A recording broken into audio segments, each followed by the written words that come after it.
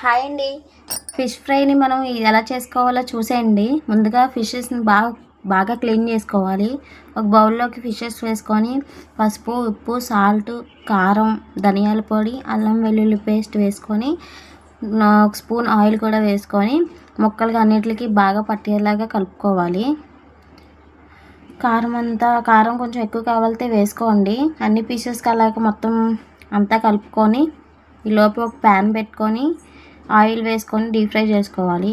Oil వేసుకొని ఒక్కొక్క పీసెస్ని అన్నిటిని వేసుకొని బాగా ఫ్రై చేసుకోవాలి. ఆ మసాలా అంతా పీసెస్కి పట్టి ఆయిల్లోనే అటు ఇటు తిప్పుకొని బాగా ఫ్రై చేసుకోవాలి. కొంచెం జాగ్రత్తగా తిప్పుకోండి.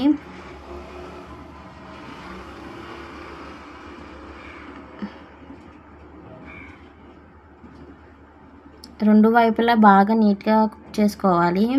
అలా కొంచెం ఫ్రై అవుతున్న మధ్యలోని కరివేపాకు వేసుకోండి. కరివేపాకు, పచ్చిమిరపకాయలు కావాలంటే పచ్చిమిరపకాయలు కూడా వేసుకోవచ్చు.